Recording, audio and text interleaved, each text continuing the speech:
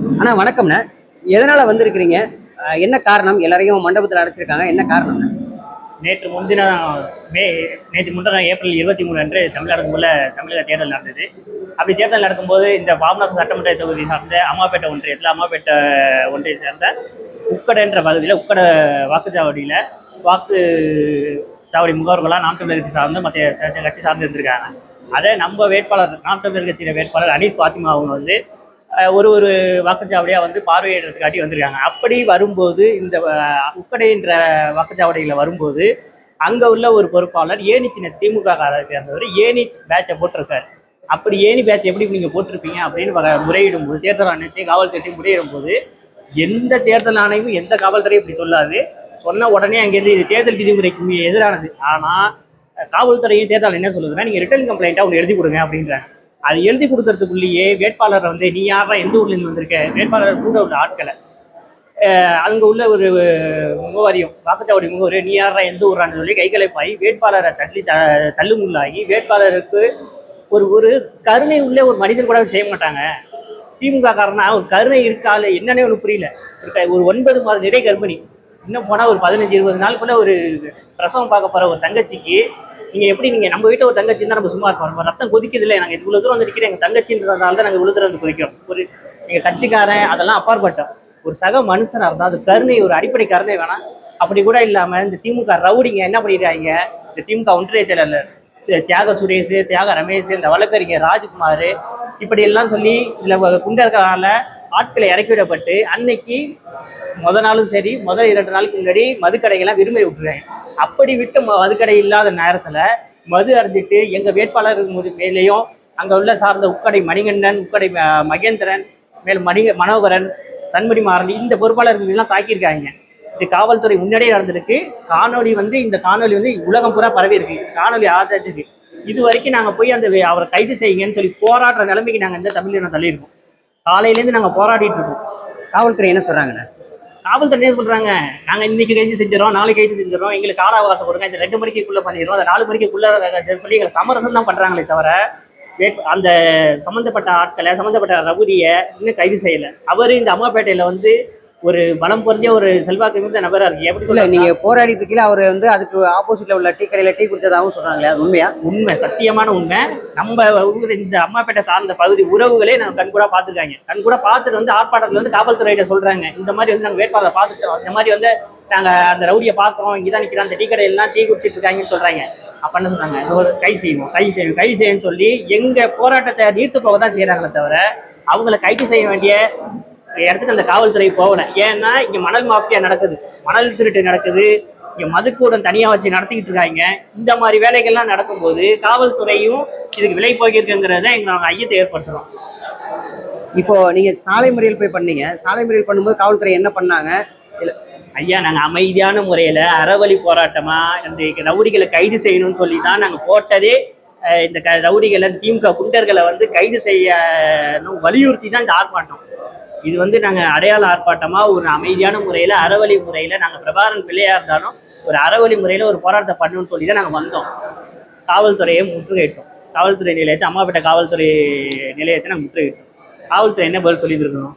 நாங்கள் சொல்கிறோம், இந்த மாதிரி வந்து அவர் இந்த ரவுடி சம்மந்தப்பட்ட ஆள் வந்து இங்கே டீ குடிக்கிறாரு, இங்கே போகிறாரு வராரு, எல்லாமே நாங்கள் கண்காணிச்சிட்டு இருக்கோம். நாங்கள் சொல்கிறோம், நீங்கள் போய் பிடிக்க கூட வேணாங்க, நாங்கள் சொல்கிறோம்ல, அதுக்காவது ஒரு மதிப்பு கொடுக்கணுமா இல்லையா? நாங்கள் பிடிக்கிறோம்னு சொல்லிட்டு இருந்தாங்க. ஒரு கட்டத்துக்கு மேலே நாங்கள் பொறுப்பாளர்களை தாண்டி இந்த இளம் ரத்தங்க இருக்குது பார்த்தீங்களா, அவன் சொந்த தங்கச்சிக்கு நாளைக்கு ஏற்பட்டா எவன் வந்திருப்பான். அந்த மாதிரி சொந்த தங்கச்சிக்கு ஒன்று ஏற்பட்டக்கூடாதுங்கிறதுக்காட்டி என் தங்கச்சி அனீஸ் ஃபாத்திமான்னு சொல்லி எல்லாரும் களத்துறான். இந்த காவல்துறையை நம்பலை, போனான் தேசிய நெடுஞ்சாலை போய் மறிச்சான். அங்கேருந்து கைது செஞ்சேன் காவல்துறை. 1000 பேர் இருந்தோம், 2-3 வாகனம் அனுப்புகிறாங்க. நாங்களாம் 1.5-2 கிலோமீட்டர் தேசிய நெடுஞ்சாலையிலேருந்து இந்த ஊருக்குள்ள மண்டபத்தில் வந்து நாங்களாம் தண்ணிச்சே கைதாங்கி நீங்கள் மண்டபத்தில் இருக்கோம். இதுக்கப்புறம் என்ன பண்ண போறீங்க? இப்போ உங்களோட தலைமை என்ன சொல்லியிருக்காங்க? இப்போ இவங்க வந்து எந்த நடவடிக்கையும் எடுக்கலைன்னு சொல்றீங்க. அடுத்து என்ன பண்ண போறீங்க நீங்க? இங்கே காவல்துறை உயர் ஆய்வாளர் அவங்க வந்தாங்க, வந்துட்டு என்னன்ற விஷயத்தை கேட்டிருக்காங்க. நாங்கள் அவங்ககிட்டயே முறையிட்டு இருக்கோம். 4 மணி இல்லைன்னா 6 மணிக்குள்ள கைது செஞ்சு காட்டுறோம் அப்படின்ட்டு இருக்காங்க.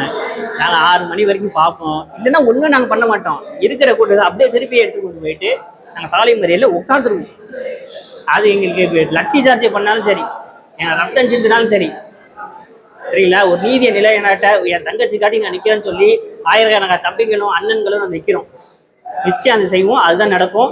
இன்னும் கூத்து என்னன்னு தெரியுங்களா, எங்களுக்கு சட்டம் ஒழுங்கை காப்பாற்றுற காவல்துறையே எங்களை இந்த மண்டபத்துல வந்து அடைச்சு போட்டுக்கல. எங்களுக்கு பந்தோபஸ்து ஒரு காவல்துறை அதிகாரி மது அருந்தி நிற்கிறாருங்க. எவ்வளவு ஒரு வெக்கக்காடான செயல் இல்லை? டியூட்டியில இருக்கிற ஒரு காவல்துறை அதிகாரி எப்படி மது அருந்திட்டு வரலாம்? இதே எல்லாத்தையும் நாங்கள் முறையிட்டு இருக்கோம். இதெல்லாம் இல்லைன்னா ஒன்றும் நடக்கல வச்சுங்க. இதில் ஆவணப்படுத்தி எங்கள் தலைமைக்கு அனுப்புவோம். அடுத்து எங்கள் சீமான தலைமையில இங்கே அம்மாபேட்டை இல்லை, ஒட்டுமொத்த தமிழர் உலக தமிழர்கள் எல்லாரும் சேர்ந்து போராட ஆரம்பிச்சிது. தமிழ்நாடு ஃபுல்லாக இந்த போராட்டம் வெடிக்கும். ஆனால் சீமான் இங்கே வர்றதுக்கான வாய்ப்புகள் இருக்கா? நிச்சயம் வரும்னு. இந்த கைது மட்டும் பண்ணல, இவங்களை வீட்டிலேயே விட்டுட்டாங்க அப்படின்னா நிச்சயம் வந்து அண்ணன் சீமான் அவர்கள் அம்மாபேட்டைக்கு நாளை வருவாங்க. கண்டிப்பா இது நடக்கும். அவன் என்ன பிளான் பண்ணிட்டு இருக்கான்னு வச்சுங்களேன், எதிராளி இன்னைக்கு சனிக்கிழமை விட்டுருவாங்க, நாளைக்கு ஞாயிற்றுக்கிழமை ஒரு நாள் உள்ள போயிட்டு திங்கக்கிழமை ஆன்டிசிபேட் வெயில் வாங்கிட்டு வெளியில வந்துடலாம் அப்படின்னு நினைச்சிட்டேன். அதான் காலத்துக்கு விட்டு ஜாலியா சுத்திக்கிட்டு இருப்பாங்க. அப்ப காவல்துறையும் இப்ப மக்களும் நாங்க போராடுறதும் சட்டம் ஒழுங்கு எங்க இருக்குன்னு நீங்க தான் பாத்துக்கணும். இப்போ அனீஸ் பாத்திமா அவங்க எப்படி இருக்காங்க? அவங்களோட உடல்நிலை எப்படி இருக்கு? அனீஸ் பாத்திமா நல்லா இருக்காங்க. இன்று காலை தான் அவங்க சொந்த ஊருக்கு போயிருக்காங்க. அவங்க வழக்கம் போல ஒரு மருத்துவர் பரிந்துரையினால அந்த மருத்துவர்கிட்ட அவங்க போயிருக்காங்க. நேற்று இரவு வரைக்கும் நம்ம தனியார் மருத்துவமனையில் தஞ்சாவூரில் வச்சு பார்த்துருக்காங்க. இன்னைக்கு காலையில் வந்து அவங்க சொந்த ஊருக்கு போயிருக்காங்க. பரவாயில்ல, நலமாக இருக்காங்க. அண்ணன் சீமான் அவர்கள் வந்து அவங்கள நலத்தை விசாரிச்சுட்டே இருக்காங்க. மிக்க நன்றிண்ணா. நன்றி.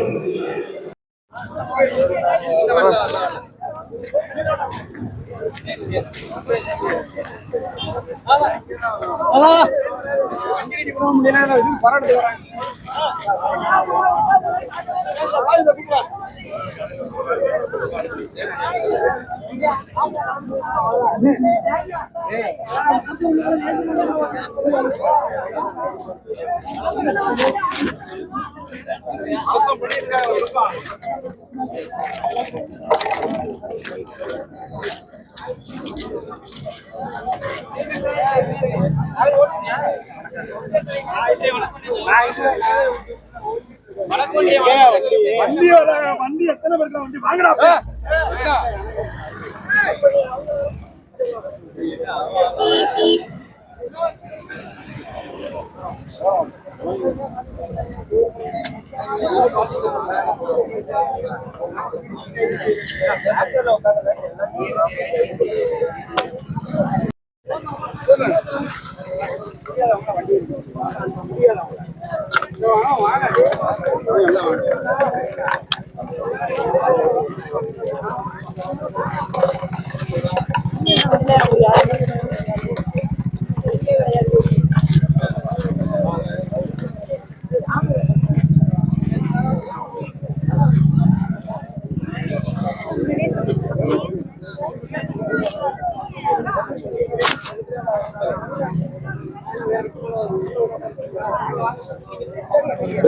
போன்